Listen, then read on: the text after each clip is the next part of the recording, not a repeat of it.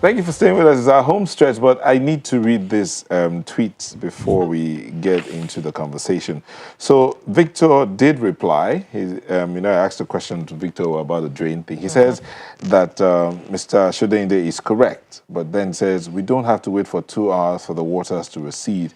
My point is that it should flow out in no time. Bola Idris says nature has natural reservoirs, small takes, etc., but sand fillings and dredging worsens flooding.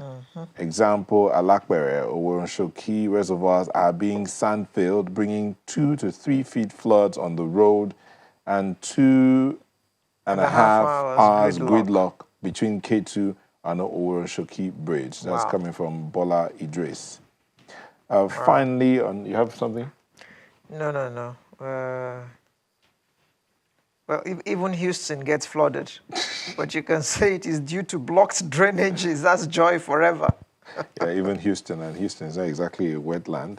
But okay, there's this mail we would read, I'm sure, before the end of the program today. It's from a student about the exam thing, Adetunji Mumuni. But we'll take that when we finish with this former student who is in the studio. She studied chemical engineering. And but now she's a neoclassical crossover opera singer. She made her entrance into the Nigerian music space in 2015 with the release of a folk song, Iwe Kiko. Iwe Kiko? Iwe Kiko, okay. Learning. Which earned her an award for Best Alternative Music Video in the 2016 Nigerian Music Video Awards. Again, she graduated from Illinois Institute of Technology, Chemical Engineering. Well, ladies and gentlemen, please join us to welcome Ronte. Hello. Hello. How you Thanks for having me. Welcome. Yes, thank you. So, as Alera would always ask, I know she's going to ask this question, but let me ask it first. Okay. What is a chemical engineer doing as a classical Can you imagine? opera singer? She's engineering your hearts and minds. Wow, that's a new one. She's still engineering. Yeah, That's a new one. engineering something. That's a new one. Okay, all right. We shall take that, and next time we listen to you, we shall actually take that to heart and ask Yes. ourselves the question. How much of engineering is going on here? In my heart. Very good. Very good. Very good. That's So, the aim. so 2015, you broke into the Nigerian music scene. Before then, what were you doing? I was working as a chemical engineer, environmental engineer, in refining and upstream as well, oil and gas. So you just decided to up and leave that field that has mega bucks, or you made enough bucks to go sing? I wish. I wish. It was a long decision. I mean, it was a decision that I'd been trying to make since I was 15 years old. So you can imagine. So by the time I was talking about it again at the end of 2014, I was sounding like a broken record, and my support system, my family, my mentors were just like, you know what, go and do this thing, because you won't stop talking about it. Okay. So it's been there. It's been a part of my life. Music has been a part of my life. But the chemical engineering is there as a buffer, just in case you need it, right? I try not to think about it because I'm concerned that if I think that I have a buffer, I will not push myself to the next level. Let's try. You are convinced that you will make this a success so that you will not need the buffer. I have to make this a success, so I don't need a buffer. Okay. So how has it been so far? Oh, it's been tough. I can't lie. It's been tough, but it's been fun.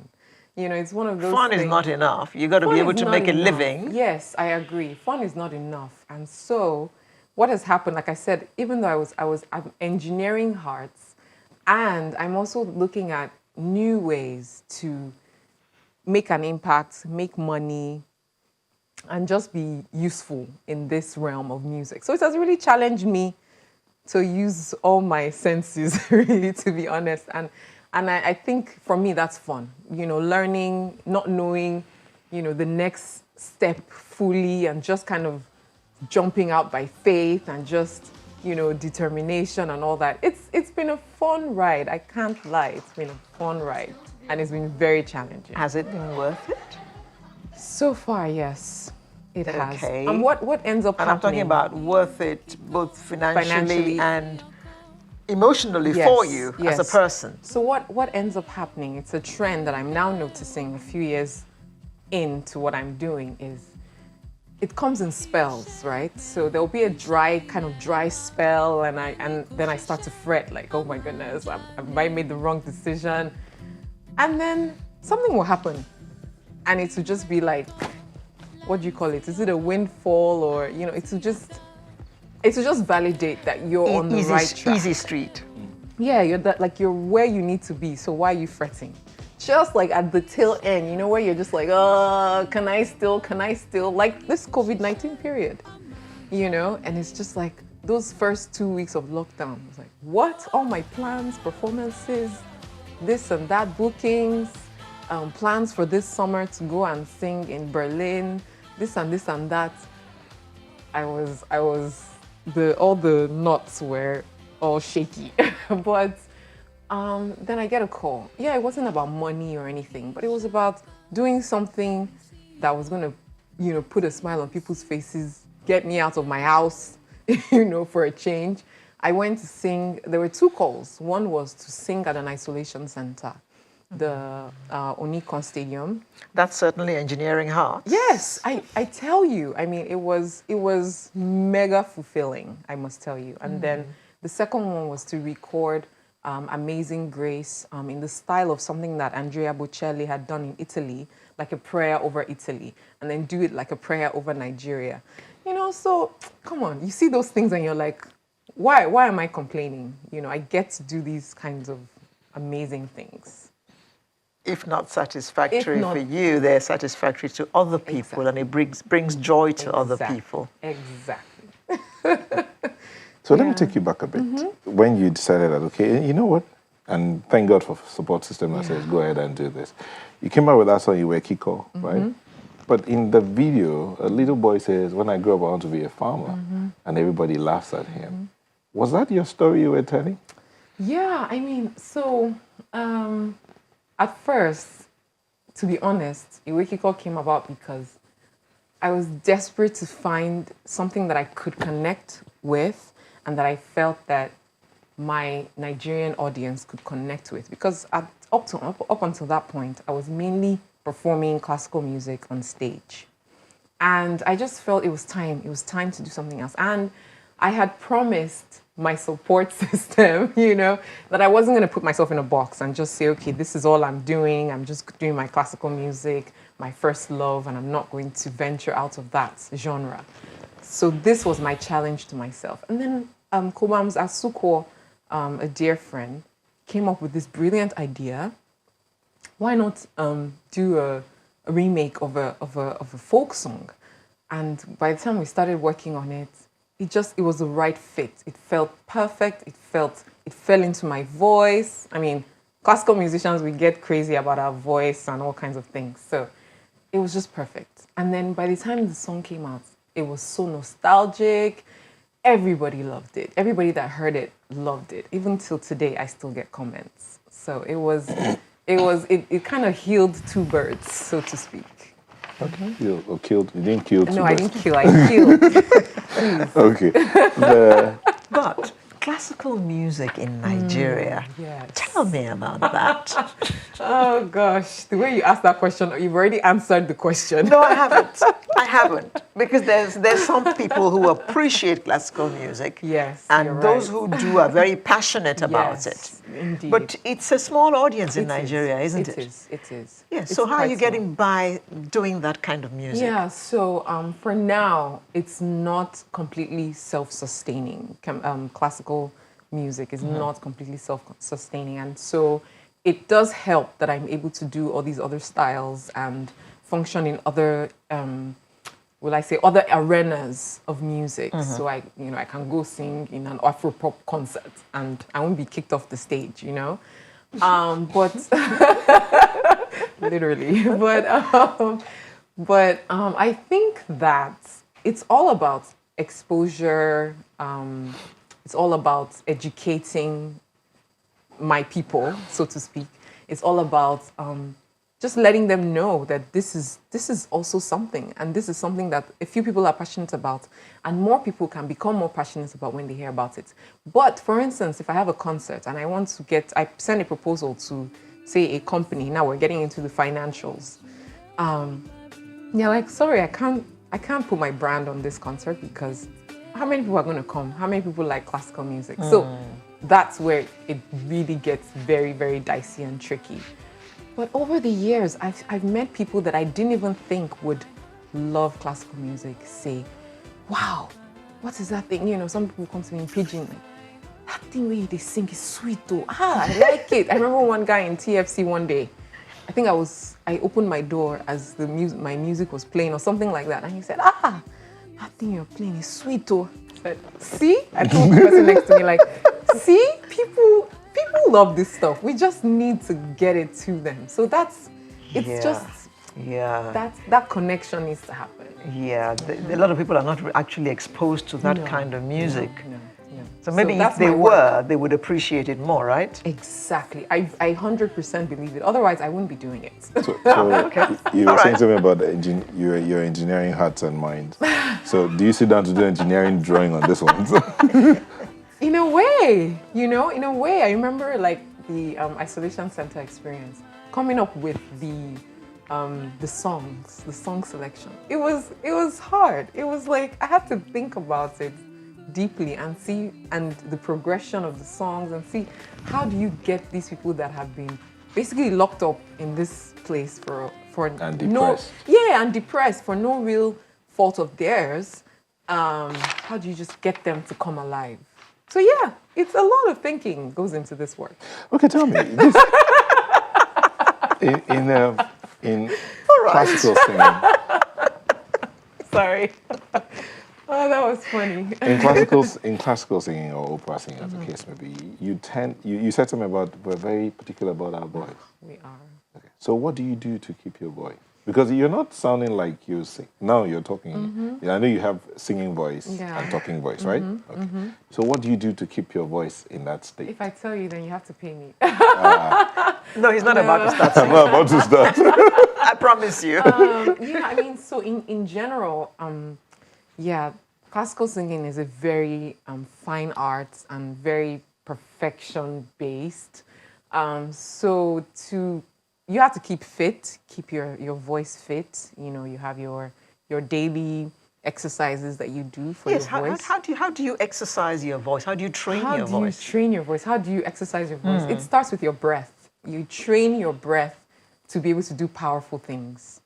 So Greek. I warned you. Greek. Yeah, it's a breath. Your breath is your powerhouse. That's the fundamentals of, would I say, opera singing, or even any kind of singing, to be honest. But it's somewhat different because you tend to hold notes longer than... Yes. So, He sings. no, I croak. He does. Sort of. Yeah, sort of. Sort of. So, Don't say you croak now. but if on a regular day, you wake up in the morning, do you do coffee? No. Do you do tea? I could, yes. Okay, but not coffee.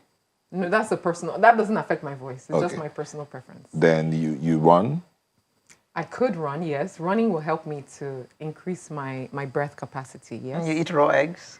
No, I don't do that kind of. Okay, we'll go on. We heard about that as well. Yeah, some people do, but Raw eggs? It's not Yeah. necessary. My brother does okra. It's not necessary. Raw okra. But we'll take a moment and we'll come back. We'll talk to Ranti about what's next for her. Don't go away. Interesting times with Ranti. So, Ranti, classical music's not too lucrative as the case may be, so you have to dabble here and dabble there just to keep it going. You're engineering hard every day, according by you, as Chief Zebediah will say. But in a difficult situation or terrain or a challenging terrain like this, what's your plan? It's hard to plan, in times like this. To be honest, and I consider myself a planner. I thanks to, my background and all that. But to be honest, it's hard to plan. But we can set stretch goals and just kind of live with an open mind. So one of the things I do want to do more of, now that it's apparent that we're going to be living in the virtual world for More than ever. more than ever before, is definitely be out there more on social media, record more. That was something to be honest, I wasn't doing enough of recordings before this pandemic. So it's shown me the need to record more and document my singing more, and then share it through the streaming websites and platforms. So that's what I'm going to be doing, some original content and some already composed content. So that's the next thing. And then Why do you say it like that? Well, that's the next thing, because you just have to live with an open mind. This is the open mind season. Things could change, That's and a new next thing could be needed. So, yeah. Well, COVID-19 has looks like it's come to stay, and it has changed our lives forever, it seems. So it's good that you're thinking about tweaking things here and there to cope with the situation in which we have found ourselves. Yes. I think it's also been a wake-up call just to, stretch myself in directions that I wasn't thinking about before. So now I'm doing virtual concerts with people in other countries. It's fun, that And word it's again. different. And it's different, yes. So Okay, Ranti. We're going to sign out, and we'll read this Adetunji's mail, and then we'll sign out, and then we'll let you serenade us. Serenade, right. Serenade the closure of the program. Shy. Well done. We've been speaking with Ranti, a neoclassical crossover and opera singer. What's your full name? Ronsi Ihimoya. Ranti Ihimoya. Well done. Thank you. Thank you for having Chemical me. engineer turned singer. That is me. Well done. Okay, so we'll give us a moment, and then we'll bring you back into All right then. sign out. Thank you. So Adetunji Mumuni sent in this mail after the segment we had on education. Okay. And I don't know whether it's a he or a she. He says, "Good morning. I'm a student, and I'm really concerned about how people that are not writing the West African Examination Council 2020 exams are making decisions without actually knowing what the students feel. It isn't right. I can boldly say that majority of Nigerian final year students don't want to write the exam during this pandemic because of health issues. Because what's the point in writing the exam, getting the coronavirus, and dying so 6 years of a person's life is wasted all in the name of an exam? When the minister announced the suspension of WAEC, a lot of students were relieved. We want to write the exam and move on to the next stage of our life, but writing at this point is incredibly risky because if schools are to be opened and students are entering public transportation to come to school, they might contact the virus, and that. It's not just about putting hand sanitizers in schools or checking the temperatures of the child. Schools are to open and exams are to be conducted. Every single teaching and non-teaching staff, along with the students, should be tested properly before they should even enter anywhere near the school." That's coming from a student, Adetunji Mumuni. Here. Here. He's got a point. And that's our program today. I want to thank you for letting us be a part of your morning. I'm Neota Igwe. And I am Alero Edu, wishing you all the best. And for Pete's sake, stay safe. If you don't have to go out and be in crowded areas, please don't. Your life matters. It's only Pete, for your sake too. We'll leave you with Ranti, who serenades you and us out of the studio. Over to you. Okay. All right.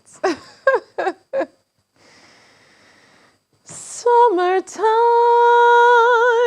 and the living is easy. Fish are jumping and the cotton is high. Oh, your daddy's good looking. So hush, little baby, don't